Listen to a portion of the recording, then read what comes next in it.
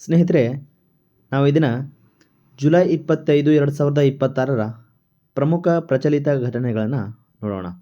ನೋಡಿ, ಮೊದಲನೇ ಪ್ರಶ್ನೆ ಬಂದ್ಬಿಟ್ಟು ಇತ್ತೀಚೆಗೆ ಜುಲೈ 2026ರ ಕೇಂದ್ರ ಶಿಕ್ಷಣ ಸಚಿವ ಸ್ಥಾನಕ್ಕೆ ರಾಜೀನಾಮೆ ನೀಡಿದವರು ಯಾರು ಅಂತ ಕೇಳಿದ್ದಾರೆ. ನೋಡಿ, ಯಾರಂದರೆ ಧರ್ಮೇಂದ್ರ ಪ್ರಧಾನ್. ಸರಿಯಾದ ಉತ್ತರ ಧರ್ಮೇಂದ್ರ ಪ್ರಧಾನ್. ಇದು ತುಂಬ ಪ್ರಚಲಿತದಲ್ಲಿತ್ತು. ಜಂತರ್ ಮಂತರ್ನಲ್ಲಿ ನಡೆದಂಥ CJP ಹೋರಾಟದ ಪ್ರತೀಕವಾಗಿ ಮತ್ತು ನೀಟ್ ಎಕ್ಸಾಮ್ ಪೇಪರ್ ಲೀಕ್ ಆದಂಥ ಒಂದು ಕಾರಣಗಳನ್ನು ಇಟ್ಟುಕೊಂಡು ಧರ್ಮೇಂದ್ರ ಪ್ರಧಾನ್ ಅವರು ರಾಜೀನಾಮೆ ನೀಡಿರ್ತಕ್ಕಂಥದ್ದು. ನೋಡಿ, ನೀಟ್ ಪರೀಕ್ಷೆಯ ವಿವಾದ ಮತ್ತು ಪ್ರಶ್ನೆ ಪತ್ರಿಕೆ ಸೋರಿಕೆ ಆರೋಪಗಳ ಹಿನ್ನೆಲೆಯಲ್ಲಿ ವಿದ್ಯಾರ್ಥಿಗಳ ಹಿತದೃಷ್ಟಿಯಿಂದ ಕೇಂದ್ರ ಶಿಕ್ಷಣ ಸಚಿವ ಧರ್ಮೇಂದ್ರ ಪ್ರಧಾನ್ ಅವರು ತಮ್ಮ ಸ್ಥಾನಕ್ಕೆ ರಾಜೀನಾಮೆ ನೀಡಿದ್ದಾರೆ. ರಾಷ್ಟ್ರಪತಿಗಳು ಅವರ ರಾಜೀನಾಮೆಯನ್ನು ಅಂಗೀಕರಿಸಿದ್ದು, ಪ್ರಸ್ತುತ ಸಂಸದೀಯ ವ್ಯವಹಾರಗಳ ಸಚಿವರಾಗಿರುವ ಕರ್ನಾಟಕದ ಪ್ರಹ್ಲಾದ್ ಜೋಶಿ ಅವರು ಶಿಕ್ಷಣ ಸಚಿವಾಲಯದ ಹೆಚ್ಚುವರಿ ಹೊಣೆಗಾರಿಕೆಯನ್ನು ವಹಿಸಲಿದ್ದಾರೆ. ಯಾರು? ಪ್ರಹ್ಲಾದ್ ಜೋಶಿ ಅವರು ಹೆಚ್ಚುವರಿ ಶಿಕ್ಷಣ ಸಚಿವಾಲಯದ ಹೊಣೆಯನ್ನು ವಹಿಸಲಿದ್ದಾರೆ ಅಂತಲೇ ಹೇಳ್ಬೋದು. ನೋಡಿ, ಸಂವಿಧಾನದ 75 ಸಬ್ ಕ್ಲಾಸ್ 2 ಸಂವಿಧಾನದ ಆರ್ಟಿಕಲ್ 75 ಸಬ್ ಕ್ಲಾಸ್ 2 ವಿಧಿ, ಸಚಿವರು ಭಾರತದ ರಾಷ್ಟ್ರಪತಿಗಳ ಇಚ್ಛೆ ಇರುವವರೆಗೂ during the pleasure of the president ತಮ್ಮ ಹುದ್ದೆಯಲ್ಲಿ ಮುಂದುವರಿಯುತ್ತಾರೆ. ಎಷ್ಟು? 75 ಸಬ್ ಕ್ಲಾಸ್ 2 ವಿಧಿಯ ಪ್ರಕಾರ ರಾಷ್ಟ್ರಪತಿಯ ಇಚ್ಛೆ ಇರುವವರೆಗೂ ಅವರು ಹುದ್ದೆಯಲ್ಲಿ ಮುಂದುವರಿಯುತ್ತಾರೆ ಅಂತದ್ದು.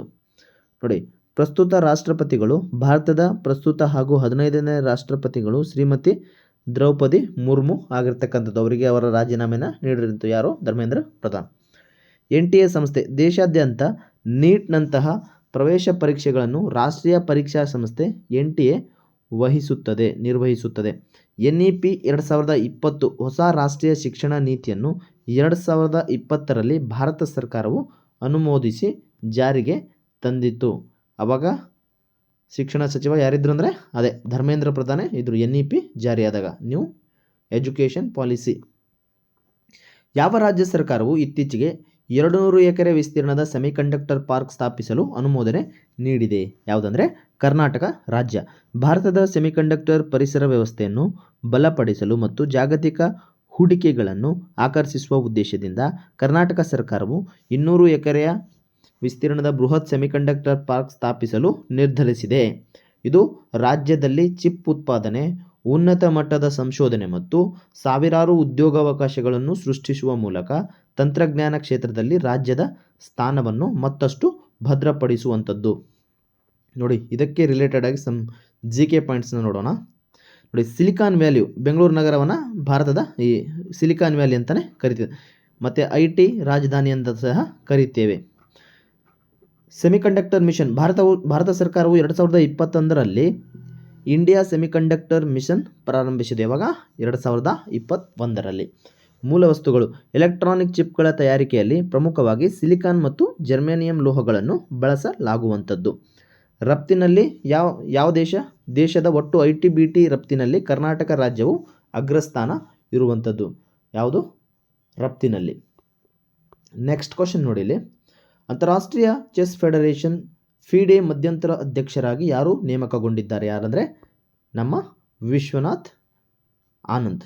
Option B is the right answer. ನೋಡಿ, 5 ಬಾರಿಯ ವಿಶ್ವ ಚೆಸ್ ಚಾಂಪಿಯನ್ ಆಗಿರುವ ಭಾರತದ ದಿಗ್ಗಜ ಆಟಗಾರ ವಿಶ್ವನಾಥ್ ಆನಂದ್ ಅವರು ಅಂತಾರಾಷ್ಟ್ರೀಯ ಚೆಸ್ ಫೆಡರೇಷನ್ FIDEನ ಮಧ್ಯಂತರ ಅಧ್ಯಕ್ಷರಾಗಿ ನೇಮಕಗೊಂಡಿದ್ದಾರೆ.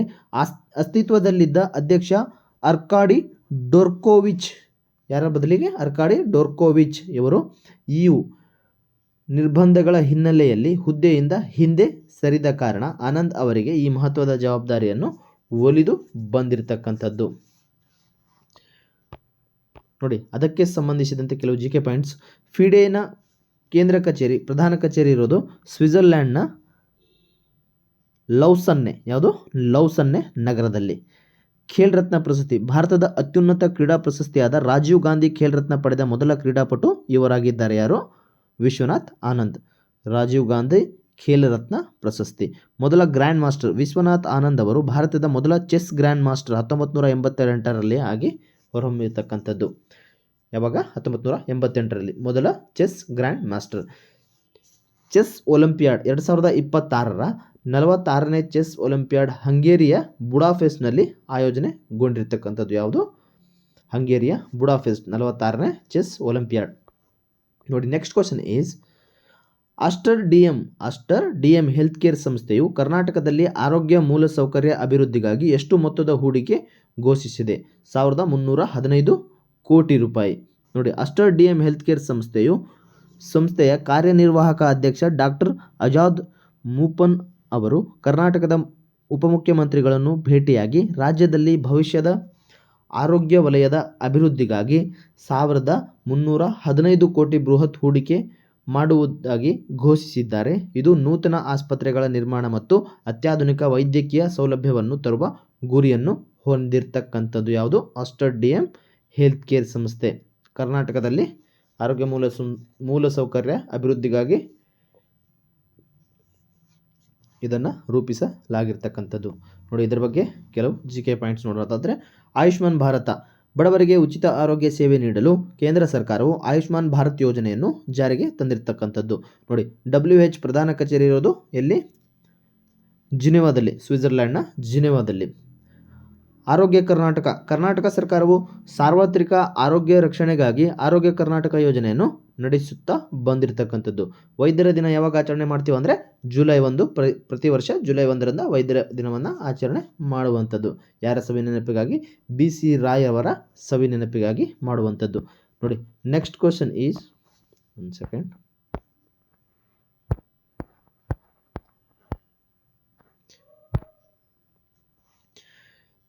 ಯಾವ ತಾಂತ್ರಿಕ ವಿಶ್ವವಿದ್ಯಾಲಯವು ಇತ್ತೀಚೆಗೆ ಗೂಗಲ್ ಫಾರ್ ಎಜುಕೇಷನ್ನೊಂದಿಗೆ ಒಪ್ಪಂದ ಮಾಡಿಕೊಂಡಿದೆ? ಯಾವುದಂದರೆ ಗೂಗಲ್ ಫಾರ್ ಎಜುಕೇಷನ್ನೊಂದಿಗೆ ಒಪ್ಪಂದ ಯಾವ್ದು ಮಾಡಿಕೊಂಡಿದೆ ಅಂದರೆ ವಿಶ್ವೇಶ್ವರಯ್ಯ ತಾಂತ್ರಿಕ ವಿಶ್ವವಿದ್ಯಾಲಯ. ಕರ್ನಾಟಕದ ಬೆಳಗಾವಿಯಲ್ಲಿರುವ VTU ವಿದ್ಯಾರ್ಥಿಗಳ ಕೃತಕ ಬುದ್ಧಿಮತ್ತೆ ಮತ್ತು ಪ್ರಾಜೆಕ್ಟ್ ಆಧಾರಿತ ಕಲಿಕೆಯನ್ನು ಬೆಳೆಸಲು ಗೂಗಲ್ ಫಾರ್ ಎಜುಕೇಷನ್ನೊಂದಿಗೆ ಒಪ್ಪಂದ ಮಾಡಿಕೊಂಡಿದೆ. ಮೈಸೂರಿನ ಲರ್ನಿಂಗ್ ಕೇಂದ್ರದ ಮೂಲಕ ವಿದ್ಯಾರ್ಥಿಗಳಿಗೆ ಕೌಶಲ್ಯ ತರಬೇತಿ ಮತ್ತು ಉದ್ಯಮಶೀಲತೆ ಕಾರ್ಯಕ್ರಮಗಳನ್ನು ಒದಗಿಸಲಾಗುವಂಥದ್ದು. ಯಾವುದು? ಮೈಸೂರಿನ ಲರ್ನಿಂಗ್ ಕೇಂದ್ರದ ಮೂಲಕ. ನೋಡಿ, VTU ಸ್ಥಾಪನೆಯಾಗಿದ್ದು 1998ರಲ್ಲಿ. ಇದರ ಕೇಂದ್ರ ಕಚೇರಿ ಇರೋದು ಬೆಳಗಾವಿಯಲ್ಲಿ. ಇಂಜಿನಿಯರಿಂಗ್ ದಿನ ಯಾವಾಗ ಆಚರಣೆ ಮಾಡ್ತೀವಿ ಅಂದರೆ ಸೆಪ್ಟೆಂಬರ್ 15ರಂದು. ಯಾರ ಸವಿ ನೆನಪಿಗಾಗಿ? ಸರ್ ಎಂ ವಿಶ್ವೇಶ್ವರಯ್ಯನವರ ಸವಿ ನೆನಪಿಗಾಗಿ ಇದನ್ನು ಆಚರಣೆ ಮಾಡುವಂಥದ್ದು. VTUನ ಪ್ರಧಾನ ಕಚೇರಿ ಕ್ಯಾಂಪಸ್ಸು ಬೆಳಗಾವಿಯ ಜ್ಞಾನ ಸಂಗಮದಲ್ಲಿದೆ. ಎಲ್ಲಿ? ಜ್ಞಾನ ಸಂಗಮ ಅದರ ಕ್ಯಾಂಪಸ್ನ ಹೆಸರು. ಗೂಗಲ್ನ ಮಾತೃ ಸಂಸ್ಥೆ ಯಾವುದಂದರೆ ಅಲ್ಫಾಬೆಟ್ ಇಂಕ್ ಎಂದು ಕರೆಯಲಾಗುತ್ತದೆ ಗೂಗಲ್ನ ಮಾತೃ ಸಂಸ್ಥೆಯನ್ನು. ನೋಡಿ, ನೆಕ್ಸ್ಟ್ ಕ್ವಶನ್ ಈಸ್ ಸಮುದ್ರ ಮೀನುಗಾರಿಕೆ ದತ್ತಾಂಶವನ್ನು ಡಿಜಿಟಲ್ ಆಗಿ ನಿರ್ವಹಿಸಲು CMFRI ಬಿಡುಗಡೆ ಮಾಡಿರುವ ನೂತನ ಮೊಬೈಲ್ ಆ್ಯಪ್ ಹೆಸರೇನು? ಯಾವುದಂದರೆ ಡೀಪ್ ಡಾಟಾ. ಸಮುದ್ರ ಮೀನುಗಾರಿಕೆ ದತ್ತಾಂಶವನ್ನು ಡಿಜಿಟಲ್ ಆಗಿ ಪರಿವರ್ತಿಸಲಿಕ್ಕೆ ಯಾವುದು? Deep data. ಕೇಂದ್ರ ಸಮುದ್ರ ಮೀನುಗಾರಿಕೆ ಸಂಶೋಧನಾ ಸಂಸ್ಥೆಯು ಸಮುದ್ರದ ಮೀನುಗಾರಿಕೆ ದತ್ತಾಂಶವನ್ನು ತ್ವರಿತವಾಗಿ ಮತ್ತು ಡಿಜಿಟಲ್ ರೂಪದಲ್ಲಿ ಸಂಗ್ರಹಿಸಲು ಡೀಪ್ ಡಾಟಾ ಎಂಬ ಆ್ಯಪ್ ಬಿಡುಗಡೆ ಮಾಡಿದೆ. ಈ ಆ್ಯಪ್ ಮೂಲಕ ಮೀನುಗಾರಿಕೆ ಸಂಪನ್ಮೂಲಗಳ ವೈಜ್ಞಾನಿಕ ನಿರ್ವಹಣೆ, ಮೌಲ್ಯಮಾಪನ ಮತ್ತು ಸುಸ್ಥಿರ ಮೀನುಗಾರಿಕಾ ನೀತಿಗಳನ್ನು ರೂಪಿಸಲು ಹೆಚ್ಚು ಅನುಕೂಲವಾಗುವಂಥದ್ದು. ನೋಡಿ, ಇದಕ್ಕೆ ಸಂಬಂಧಿಸಿದ ಕೆಲವು GK ಪಾಯಿಂಟ್ ನೋಡೋದಾದರೆ, CMFRI ಪ್ರಧಾನ ಕಚೇರಿ ಇರುವುದೆಲ್ಲಂದರೆ ಕೇರಳದ ಕೊಚ್ಚಿಯಲ್ಲಿ. ಅತಿ ದೊಡ್ಡ ಕರಾವಳಿ ಅಂದರೆ ಭಾರತದ ಅತಿ ಹೆಚ್ಚು ಕರಾವಳಿ ತೀರವನ್ನು ಹೊಂದಿರುವ ರಾಜ್ಯ ಅಂದರೆ ಅದು ಗುಜರಾತ್ ರಾಜ್ಯ. ನೀಲಿ ಕ್ರಾಂತಿ ಯಾವುದಕ್ಕೆ ಸಂಬಂಧಿಸಿದೆ ಅಂದರೆ ಮೀನುಗಾರಿಕೆ ಮತ್ತು ಜಲಚರ ಜೀವರಾಶಿಗಳಿಗೆ ಸಂಬಂಧಿಸಿದಂತು. ಯಾವುದು? ನೀಲಿ ಕ್ರಾಂತಿ. ಕರ್ನಾಟಕದ ಕರಾವಳಿ ಉದ್ದ ಎಷ್ಟಿದೆ ಅಂದರೆ 320 ಕಿಲೋಮೀಟರ್ ಇರುವಂಥದ್ದು ಕರ್ನಾಟಕದ ಕರಾವಳಿಯ ಉದ್ದ. ನೋಡಿ, ನೆಕ್ಸ್ಟ್ ಕ್ವಶನ್ ಈಸ್ ಭಾರತದ ಮೊದಲ ಹವಾಮಾನ ಸ್ಥಿತಿಸ್ಥಾಪಕ ಗ್ರಾಮ, ಕ್ಲೈಮೇಟ್ ರೆಸಿಲಿಯೆಂಟ್ ವಿಲೇಜ್ ಎಂಬ ಹೆಗ್ಗಳಿಕೆಗೆ ಪಾತ್ರವಾದ ಕಿಳ್ಳೈ ಗ್ರಾಮ ಯಾವ ರಾಜ್ಯದಲ್ಲಿದೆ? ಕಿಳ್ಳೈ ಗ್ರಾಮ ಕ್ಲೈಮೇಟ್ ರೆಸಿಲಿಯೆಂಟ್ ವಿಲೇಜ್, ಅದು ತಮಿಳುನಾಡಿನಲ್ಲಿ ಇರುವಂಥದ್ದು. ಇಲ್ಲಿ ತಮಿಳುನಾಡು ಕಡಲೂರು ಜಿಲ್ಲೆಯ ಕಿಳ್ಳೈ ಗ್ರಾಮವು ಸುಸ್ಥಿರ ಹವಾಮಾನ ಹೊಂದಾಣಿಕೆಯ ಕ್ರಮಗಳನ್ನು ಅಳವಡಿಸಿಕೊಳ್ಳುವ ಮೂಲಕ ಭಾರತದ ಮೊಟ್ಟಮೊದಲ ಹವಾಮಾನ ಸ್ಥಿತಿಸ್ಥಾಪಕ ಗ್ರಾಮವಾಗಿ ಹೊರಹೊಮ್ಮಿದೆ. ಸಮುದ್ರ ಮಟ್ಟದ ಏರಿಕೆ ಮತ್ತು ಹವಾಮಾನ ವೈಪರೀತ್ಯಗಳನ್ನು ಎದುರಿಸಲು ಮ್ಯಾಂಗ್ರೋವ್ ಅರಣ್ಯ ಬೆಳೆಸುವಿಕೆ ಮತ್ತು ಪರಿಸರ ಸ್ನೇಹಿ ಕೃಷಿ ಪದ್ಧತಿಗಳನ್ನು ಇಲ್ಲಿ ಅಳವಡಿಸಲಾಗಿರ್ತಕ್ಕಂಥದ್ದು. ನೋಡಿ,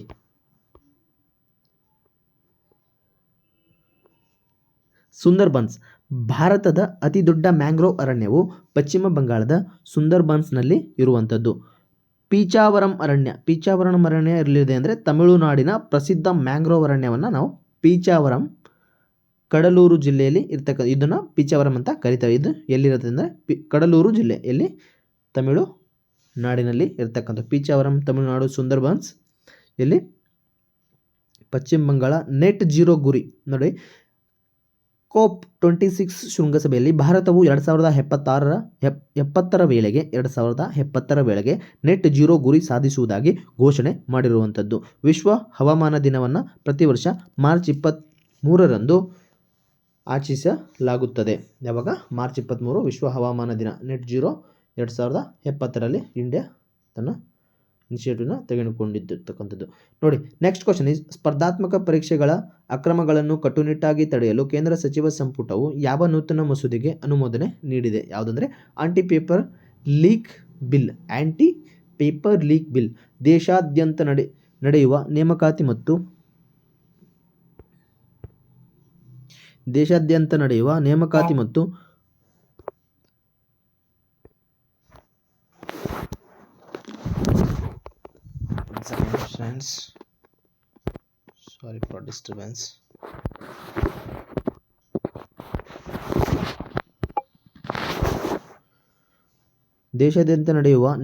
ಮತ್ತು ಪ್ರವೇಶ ಪರೀಕ್ಷೆಗಳಲ್ಲಿ ನೀಟ್, UPSC, SSC ಪ್ರಶ್ನೆ ಪತ್ರಿಕೆ ಸೋರಿಕೆ ಹಾಗೂ ಅಕ್ರಮಗಳನ್ನು ತಡೆಯಲು ಕೇಂದ್ರ ಸಚಿವ ಸಂಪುಟವು ಆಂಟಿ ಪೇಪರ್ ಲೀಕ್ ಬಿಲ್ಗೆ ಅಂಗೀಕಾರ ನೀಡಿದೆ. ಈ ಕಾಯ್ದೆಯಡಿ ಅಪರಾಧಿಗಳಿಗೆ ಕಠಿಣ ಜೈಲು ಶಿಕ್ಷೆ ಮತ್ತು ಭಾರಿ ಮೊತ್ತದ ದಂಡ ವಿಧಿಸುವ ನಿಯಮಗಳನ್ನು ಜಾರಿಗೆ ತರಲಾಗಿರ್ತಕ್ಕಂಥದ್ದು.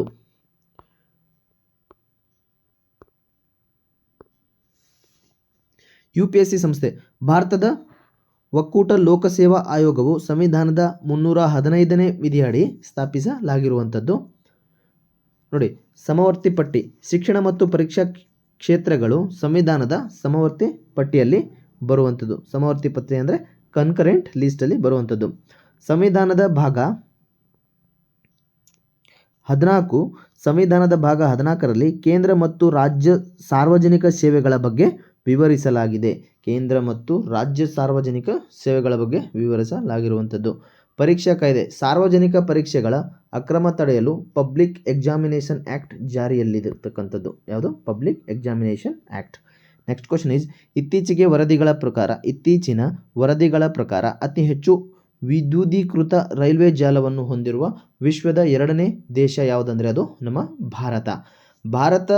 ಭಾರತೀಯ ರೈಲ್ವೆಯು ತನ್ನ 97%ಕ್ಕಿಂತ ಹೆಚ್ಚು ಬ್ರಾಡ್ ಗೇಜ್ ಮಾರ್ಗಗಳನ್ನು ಯಶಸ್ವಿಯಾಗಿ ವಿದ್ಯುದೀಕರಣಗೊಳಿಸುವ ಮೂಲಕ ವಿಶ್ವದ 2ನೇ ಅತಿದೊಡ್ಡ ವಿದ್ಯುದೀಕೃತ ರೈಲ್ವೆ ಜಾಲವಾಗಿ ಹೊರಹೊಮ್ಮಿದೆ. ಡೀಸೆಲ್ ಬಳಕೆಯನ್ನು ಕಡಿಮೆ ಮಾಡಿ ಪರಿಸರ ಸ್ನೇಹಿ ಸಾರಿಗೆಯನ್ನು ಉತ್ತೇಜಿಸುವ ನಿಟ್ಟಿನಲ್ಲಿ ಇದು ಭಾರತದ ಬಹುದೊಡ್ಡ ಸಾಧನೆಯಾಗಿರ್ತಕ್ಕಂಥದ್ದು. ನೋಡಿ, ಭಾರತದ ಮೊದಲ ರೈಲು 1853ರಲ್ಲಿ ಮುಂಬೈ ಟು ಥಾಣೆ ನಡುವೆ ಸಂಚಾರ ಮಾಡಿತು. ಬ್ರಾಡ್ ಗೇಜ್ ಅಳತೆ ನೋಡಿ, ಭಾರತದಲ್ಲಿ ಬ್ರಾಡ್ ಗೇಜ್ನ ಹಳಿಗಳ ಅಂತರ 1.676 ಮೀಟರ್ ಇರುತ್ತದೆ. ತುಂಬ ಸರಿ ಕ್ವಶನ್ ಕೇಳಿರುವಂಥದ್ದು ಎಲ್ಲಿ PC PSI ಎಕ್ಸಾಮ್ನಲ್ಲಿ 1.676 ಮೀಟರ್. ನೆಟ್ ಜೀರೋ ಗುರಿ ಯಾವಾಗ? ಭಾರತೀಯ ರೈಲ್ವೆ 2030ರ ವೇಳೆಗೆ ಸಂಪೂರ್ಣ ಕಾರ್ಬನ್ ರಹಿತ ನೆಟ್ ಜೀರೋ ಆಗುವ ಗುರಿಯನ್ನು ಹೊಂದಿರತಕ್ಕಂಥದ್ದು. ಯಾವುದು? ಭಾರತೀಯ ರೈಲ್ವೆ ಬೋರ್ಡ್. ಭಾರತೀಯ ರೈಲ್ವೆ ಮಂಡಳಿಯ ಪ್ರಧಾನ ಕಚೇರಿ ಇರೋದು ಎಲ್ಲಿ ಅಂದರೆ ನವದೆಹಲಿಯಲ್ಲಿ. ನೆಕ್ಸ್ಟ್ ಕ್ವಶನ್ ಈಸ್, ಕೃತಕ ಬುದ್ಧಿಮತ್ತೆಯನ್ನು AI ಶಾಲಾ ಪಠ್ಯಕ್ರಮದಲ್ಲಿ ಮುಖ್ಯ ವಿಷಯವಾಗಿ ಪರಿಚಯಿಸಿದ ಭಾರತದ ಮೊದಲ ರಾಜ್ಯ ಯಾವುದಂದರೆ ಅದು ಪಂಜಾಬ್ ಸರ್ಕಾರವು ಸರ್ಬತ್ AI ಮಹತ್ವಾಕಾಂಕ್ಷೆಯ ಯೋಜನೆಯನ್ನು ಪ್ರಾರಂಭಿಸಿದೆ.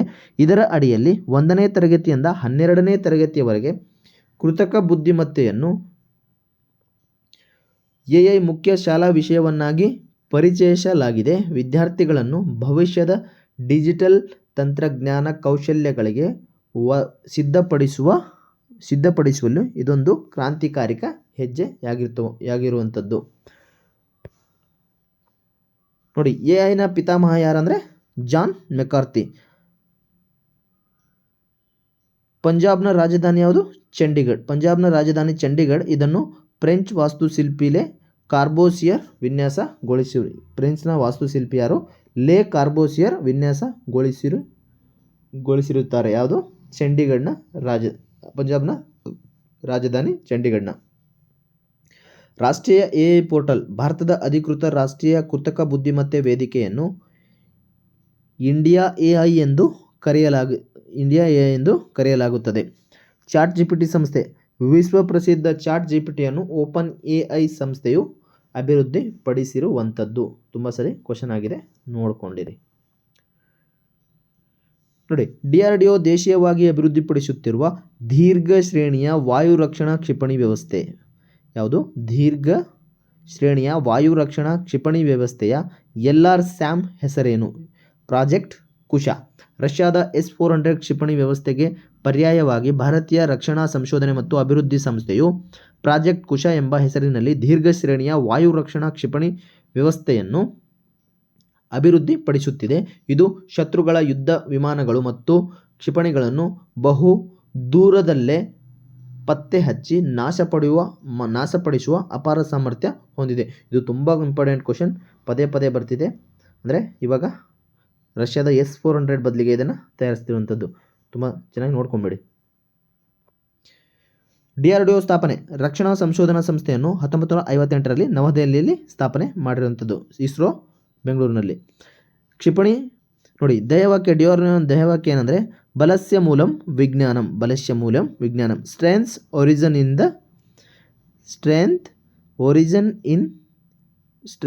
Origin is in science. ಕ್ಷಿಪಣಿಯ ಹರಿಕಾರ ಅಂತ ಯಾರಿಗೆ ಕರಿತೀವಿ ಅಂದರೆ doctor APJ Abdul Kalam. S-400 ವ್ಯವಸ್ಥೆ. ಭಾರತವು ರಷ್ಯಾದಿಂದ ಅತ್ಯಾಧುನಿಕ S-400 ಟ್ರಯಂಫ್ ವಾಯು ರಕ್ಷಣಾ ವ್ಯವಸ್ಥೆಯನ್ನು ಖರೀದಿಸಿದೆ. ಇದೊಂದು ವಾಯು ರಕ್ಷಣಾ ವ್ಯವಸ್ಥೆ ಆಗಿರುವಂಥದ್ದು. 16ನೇ ಬ್ರಿಕ್ಸ್ ಆರೋಗ್ಯ ಸಚಿವರ ಸಭೆಯು 2026 ಎಲ್ಲಿ ಆಯೋಜಿಸಲಾಗಿತ್ತು? ಇದು ತುಂಬ ಇಂಪಾರ್ಟೆಂಟ್. ಎಲ್ಲಿ ಅಂದರೆ ಚಂಡೀಗಢ. ಎಲ್ಲಿ? ಚಂಡೀಗಢ. 2026 ಭಾರತದ ಬ್ರಿಕ್ಸ್ ಅಧ್ಯಕ್ಷತೆಯ ಅಡಿಯಲ್ಲಿ 16ನೇ ಬ್ರಿಕ್ಸ್ ಆರೋಗ್ಯ ಸಚಿವರ ಸಭೆಯನ್ನು ಚಂಡೀಗಢದಲ್ಲಿ ಆಯೋಜಿಸಲಾಗಿತ್ತು. ಈ ಸಭೆಯಲ್ಲಿ ಡಿಜಿಟಲ್ ಹೆಲ್ತ್, ಮೂಲಸೌಕರ್ಯ, ಮಾನಸಿಕ ಸ್ವಾಸ್ಥ್ಯ ಮತ್ತು ರೋಗ ತಡೆಗಟ್ಟುವಿಕೆಯ ಕುರಿತು ಚರ್ಚಿಸಲಾಯಿತು. ಜೊತೆಗೆ ಸದಸ್ಯ ರಾಷ್ಟ್ರಗಳಲ್ಲಿ BRICS mission for healthy lifestyle ಉಪಕ್ರಮವನ್ನು ಬಿಡುಗಡೆ ಮಾಡಲಾಯಿತು. ನೋಡಿ, ಬ್ರಿಕ್ಸ್ ರಾಷ್ಟ್ರಗಳು ಯಾವುದಾದಂದರೆ ಬ್ರೆಜಿಲ್, ರಷ್ಯಾ, ಭಾರತ, ಚೀನಾ, ದಕ್ಷಿಣ ಆಫ್ರಿಕಾ, ಇತ್ತೀಚೆಗೆ ಸೇರ್ಪಡೆಗೊಂಡ ಈಜಿಪ್ಟ್, UAE, ಇರಾನ್, ಇಥಿಯೋಪಿಯಾ. ಇವು ತುಂಬ important. Egypt, UAE, Iran, Ethiopia ಒಳಗೊಂಡಿದೆ. ಬ್ರಿಕ್ ಪದ ಬಳಕೆ. ಬ್ರಿಕ್ ಪದವನ್ನು ಮೊದಲು 2001ರಲ್ಲಿ ಜಿಮ್ ಒ ನೀಲ್ ಬಳಸಿದರು. ಯಾರು? Jim O'Neill. New development bank. BRICS ಸಂಘಟನೆಯ NDA ನ್ಯೂ ಡೆವಲಪ್ಮೆಂಟ್ ಬ್ಯಾಂಕ್ ಚೀನಾದ ಶಾಂಘೈ ನಗರದಲ್ಲಿ ಇರುವಂಥದ್ದು. ನೋಡಿ, 2026 ಅಧ್ಯಕ್ಷತೆಯನ್ನು, ಪ್ರಸ್ತುತ ವರ್ಷದ ಬ್ರಿಕ್ಸ್ ಶೃಂಗಸಭೆಯ ಅಧ್ಯಕ್ಷತೆಯನ್ನು ಭಾರತ ವಹಿಸಿಕೊಂಡಿರುವಂಥದ್ದು. Next question is, Raghuvanshi aerospace ಸಂಸ್ಥೆಯು 600 ಕೋಟಿ ವೆಚ್ಚದಲ್ಲಿ ಸೂಪರ್ ಅಲಾಯ್ ಉತ್ಪಾದನಾ ಘಟಕವನ್ನು ಯಾವ ರಾಜ್ಯದಲ್ಲಿ ಸ್ಥಾಪಿಸಿದೆ ಅಂದರೆ ಅದು ತೆಲಂಗಾಣ ರಾಜ್ಯದಲ್ಲಿ. UK ನಡೆದ ಫಾರ್ನ್ಬರೋ ಏರ್ ಶೋ 2026ರಲ್ಲಿ ರಘುವಂಶಿ ಏರೋಸ್ಪೇಸ್ ಸಂಸ್ಥೆಯು ತೆಲಂಗಾಣದಲ್ಲಿ 600 ಕೋಟಿ ವೆಚ್ಚದಲ್ಲಿ ನಿಕಲ್ ಆಧಾರಿತ ಸೂಪರ್ ಅಲಾಯ್ ಉತ್ಪಾದನಾ ಘಟಕವನ್ನು ಸ್ಥಾಪಿಸುವುದಾಗಿ ಘೋಷಿಸಿಕೊಂಡಿದೆ.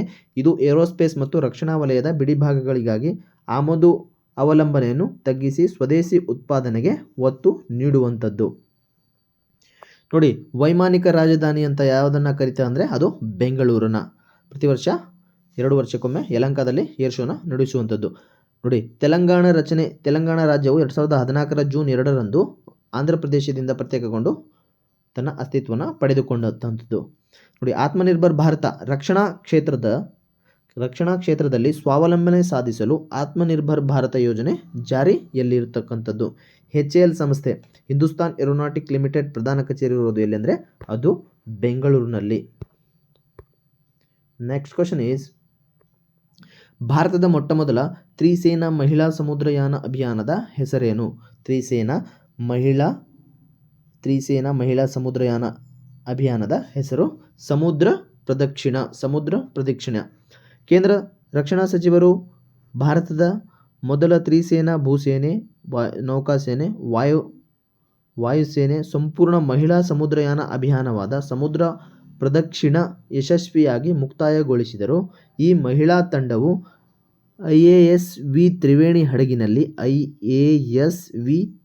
ಹಡಗಿನಲ್ಲಿ 314 ದಿನಗಳ ಕಾಲ ಸುಮಾರು 25,500 ನಾಟಿಕಲ್ ಮೈಲುಗಳನ್ನು ಕ್ರಮಿಸಿ ಮುಂಬೈಗೆ ಮರಳಿ ಬಂದಿರುವಂಥದ್ದು. ಅದಕ್ಕೆ ಇದು ಸುದ್ದಿಯಲ್ಲಿ ಇರುವಂಥದ್ದು. ನೋಡಿ, ಭಾರತದ ಮೊದಲ ಮಹಿಳಾ ಸಮುದ್ರ ಪರಿಕ್ರಮವನ್ನು INSV ತಾರಿಣಿ ಹಡಗಿನಲ್ಲಿ ಮಾಡಲಾಗಿತ್ತು. ನೋಡಿ, ನೌಕಾಪಡೆಯ ದಿನ ಪ್ರತಿ ವರ್ಷ ಡಿಸೆಂಬರ್ 4ರಂದು ಆಚರಣೆ ಮಾಡ್ತೇವೆ.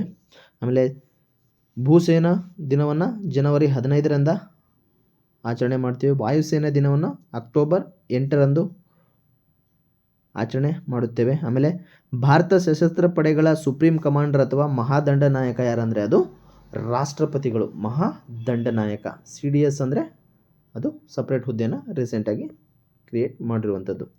ನೋಡಿ, ಭಾರತದ ಮೊದಲ ಬ್ಯಾಂಕ್ ನೇತೃತ್ವದ ಕ್ವಾಂಟಮ್ ಫೈನಾನ್ಸ್ ಹಬ್ ಅನ್ನು ಎಲ್ಲಿ ಸ್ಥಾಪಿಸಲಾಗುತ್ತಿದೆ? ಎಲ್ಲಿ ಅಂದರೆ ಆಂಧ್ರ ಪ್ರದೇಶದ ಅಮರಾವತಿಯಲ್ಲಿ ಕ್ವಾಂಟಮ್ ಫೈನಾನ್ಸ್ ಹಬ್ನ ಸ್ಥಾಪನೆ ಮಾಡಿರುವಂಥದ್ದು. ನೋಡಿ, ಪಂಜಾಬ್ ನ್ಯಾಷನಲ್ ಬ್ಯಾಂಕ್ ಮತ್ತು ಆಂಧ್ರ ಪ್ರದೇಶ ಸರ್ಕಾರವು ಅಮರಾವತಿ ಕ್ವಾಂಟಮ್ ವ್ಯಾಲಿಯಲ್ಲಿ ಭಾರತದ ಮೊದಲ ಬ್ಯಾಂಕ್ ನೇತೃತ್ವದ ಕ್ವಾಂಟಮ್ ಫೈನಾನ್ಸ್ ಹಬ್ ಸ್ಥಾಪಿಸಲು ಒಪ್ಪಂದ ಮಾಡಿಕೊಂಡಿದೆ. ಭವಿಷ್ಯದ ಬ್ಯಾಂಕಿಂಗ್ ಭದ್ರತೆ, ಡೇಟಾ ಸಂರಕ್ಷಣೆ ಮತ್ತು ಸಂಕೀರ್ಣ ಆರ್ಥಿಕ ವಹಿವಾಟುಗಳನ್ನು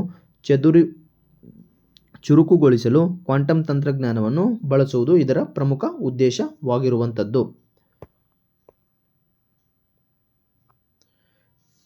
ಪಂಜಾಬ್ ನ್ಯಾಷನಲ್ ಬ್ಯಾಂಕ್ ಸ್ಥಾಪನೆ ಯಾವಾಗ ಅಂದರೆ 1894ರಲ್ಲಿ ಲಾಲಾ ಲಜಪತ್ ರಾಯ್ ಅವರ ಮಾರ್ಗದರ್ಶನದಲ್ಲಿ ಇದು ಸ್ಥಾಪನೆ ಆಯಿತು.